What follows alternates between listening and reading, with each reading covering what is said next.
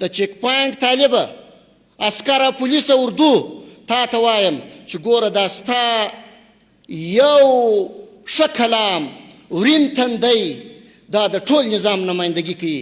ګوره چې دا نظام و د خپل ولس ته و دې مظلوم ولس ته بد معرفي نه کې، ښه چلند ورسره کوه. که یې غلطي وکړه پروا نه کوي، په خندا جواب ورکوه. که یې سهوه وکړه، که یې ستا په حق کې تجاوز وکړي پروا نه کوي. ستا توپک په لاس کې دی، ستا سره عجز عاجزي ښه خوند کوي، ستا سره تکبر خوند نه کوي، ستا سره د انتقام اخیستنه خوند نه کوي، ستا سره مقابله خوند نه کوي. ته د چا سره مقابله کوې؟ هغه ولس چې پرون یې تا ته په کور کې ځای درکړی و، هغه ولس چې پرون یې ته تر هدفه رسولې، هغه ولس چې ته په چاپه کې د اشغالګرو سره د مقابلې په وخت کې په خپل کور کې ساتلې، په خپل کور کې یې لار درکول، د خپل ګودر تر غاړه یې تا ته د تېرېدو موقع درکول او د کمین نیولو موقع یې درکول، د مین د پټولو موقع یې درکول، تا ته یې مینونه جوړول راځغلولې درته برابرولې. دا هغه ولس دی. د دې احترام وکړي، عزت یې وکړي، په کامله معنا یې عزت او احترام وکړي. ګورئ چې دا نظام چې دی تاسو یې نمایندګان یاست د دې ولس په وړاندې. نه هره ورځ زه د ولسي خلکو سره مخامخ کېدلی سم، نه ورسره مخامخ یم، نه یو بل مشر ورسره مخامخ کېدلی سي، نه محترم امیر المؤمنین صاحب، نه رئیس الوزرا صاحب، نه نور وزیران صاحبان، نه قمندانان مخامخ کېدلی سي. د دې ټولو نمایندګان تاسې یاست.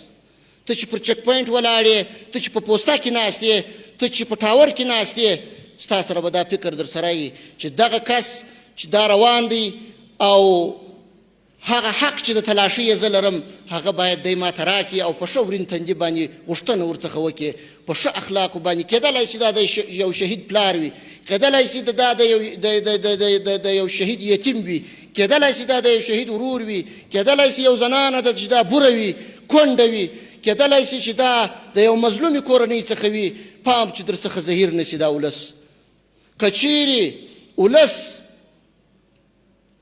د ولس احترام موږ او تاسې ولرو او هغه حقوق وپېژنو چې دا ولس یې پر موږ او تاسې باندې لري، او ولس د دې نظام، د دې خپلې اردو، د دې خپل پولیس چې د ده د مال ساتونکی دی، د ده د عزت ساتونکی دی، د ده د ناموس ساتونکی دی، د ده هېواد د حریم ساتونکی دی، د ځمکې او د فضا ساتونکی یې دی، د هغه احترام وپېژني، عزت یې وپېژني، قدر یې وپېژني، بیا به انشاءالله تعالی په هیڅ صورت په یوه قریه و، په یوه کلي و، په یو غره و، په هغه کې یو ځای به هم یو وړه ستونزه هم انشاءالله نه پیدا کېږي.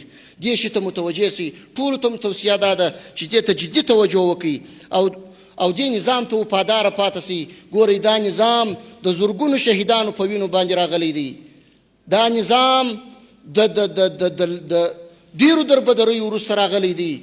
یتیمان تاسو ته سترګې په لار دي، کونډې تاسو ته سترګې په لار دي، د شهیدانو پلرونه تاسو ته سترګې په لار دي، ستاسې هر قدم څاري. تاسو باید ډېر متوجه سئ. دې نظام ته داسې وفاداره واوسېږئ، دې نظام داسې اطاعت وکړئ، خصوصا د امیر المؤمنین حفظه الله او د دې نورو مشرانو داسې اطاعت یې وکړئ لکه څنګه چې یو مړی پر تخته د غسل باندې پروت وي او د غاسل په واک کې وي. دغسې باید خپل ځانونه په اختیار کې ورکړئ او مطمئن سئ چې هیڅکله ستاسو په سر باندې معامله نه کېږي، نه یې کولی سي. هیڅکله ستاسو بې قدري نه کېږي، نه یې کولی سي. هیڅکله هم ستاسو په حق کې تجاوز نه کوي. ستاسو ارمانونه به ساتي، ستاسو د شهیدانو ارمانونه به ساتي، ستاسو آهونه به ساتي، ستاسو ټول هغه فکرونه چې تاسو یې په خپل ذهن کې لرئ د نظام د بهبود دپاره، دې ټولو ته مشران متوجه دي. او دا نظام داسې یو پاک او سپېڅلی نظام دی چې د دې نظام بدیل موږ په ټوله نړۍ کې نه لرو. نه مو تر خلفای راشدینو، تر هغو عصرونو د خلافتونو وروسته په ټوله نړۍ کې لیدلی دی او نه به بیا ووینئ. دا داسې یو نظام دی. دې نظام ته به وفاداره پاتې کېږئ، وحدت به ټینګوئ، اتحاد به کوئ، یو د بل سره به ورورګلوي کوئ، د خپلمنځي اختلافاتو څخه به ځان ساتئ، د بدبینۍ څخه به ځان ساتئ، د نفرتونو څخه به ځان ساتئ، د تعصباتو څخه به ځان ساتئ. ډېر کوشش به په دې برخه کې کوئ. د اسلامي امارت سیاست دا دی چې د هیڅ هیواد په داخلي چارو کې لاسوهنه نه کوي، نه پر مرز او پر سرحداتو باندې چاته د تاوان رسولو اراده لرو، نه په داخل د هغو هیوادو کې د چاته د تاوان رسولو اراده لرو. او تاسې ګورئ د امریکا په مقابل کې ګورئ چې خپل ټول توان یې زموږ او ستاسې په مقابل کې مصرف کړی و. په ټوله دنیا کې یې زموږ او ستاسې دپاره یو د امن ځای شتون نه درلودی او هر ځای موږ او تاسې تر خطر لاندې وو. ټول هیواد یې زموږ او ستاسې دپاره سور اور کړی و. بیا هم ګورئ موږ او تاسې د دغه افغانستان د خاورې څخه د باندې پر امریکا باندې هیڅ حمله نه ده کړې او د امریکا هیڅ یو هدف مو د دوی یو هدف مو نه دی په نښه کړی، یو ځای مو حمله نه ده باندې کړې، تجاوز مو نه دی کړی. ټوله مقابله مو په همدې افغانستان کې ورسره وکړله.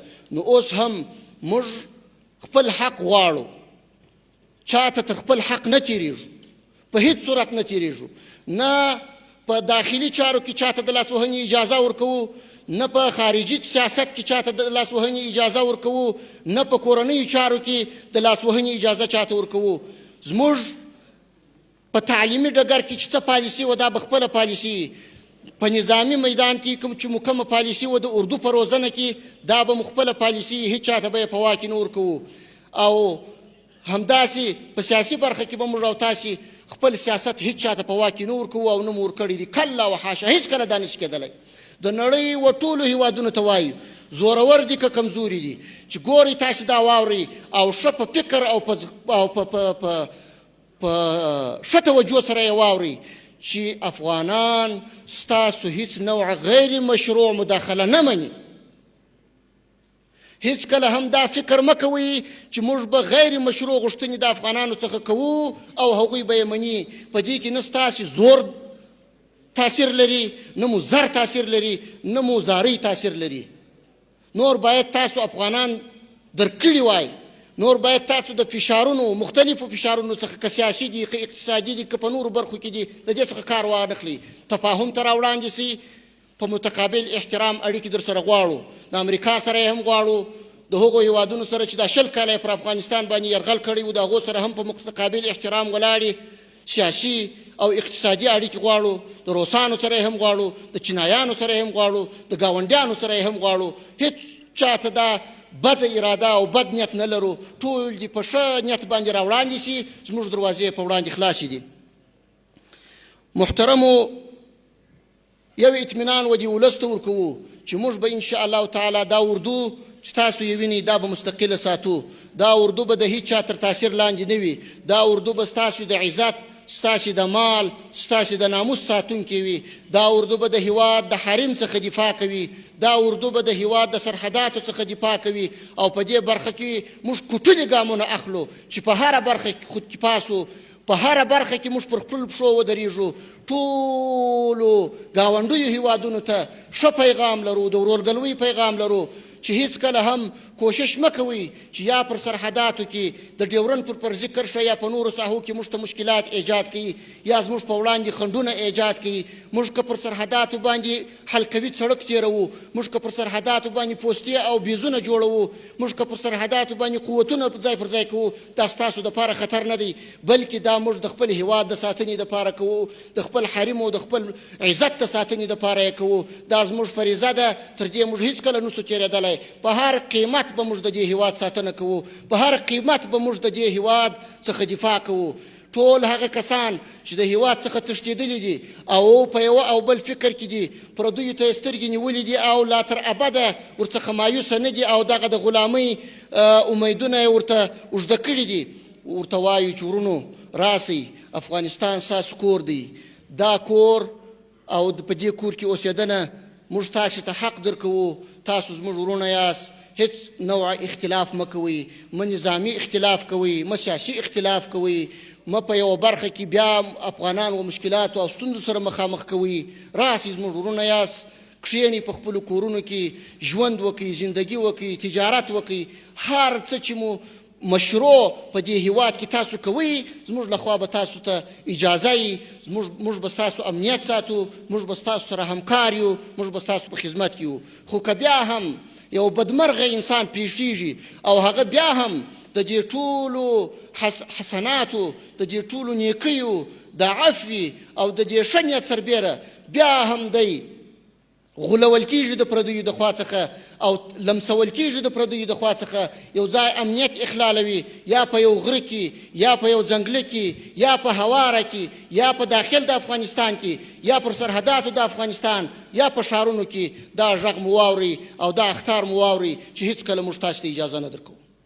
تاسو به د عدالت او د قانون منګولو ته سپارو، تاسو به د اسلامي شریعت منګولو ته سپارو، تاسو باندې به اسلامي شریعت جارو کوو. په هیڅ قیمت موږ نه پرېږدو نور چې افغانستان بیا امن شي، په هیڅ قیمت موږ نور نه پرېږدو چې په افغانستان کې بیا جنګ و جګړې او مشکلات ایجاد شي.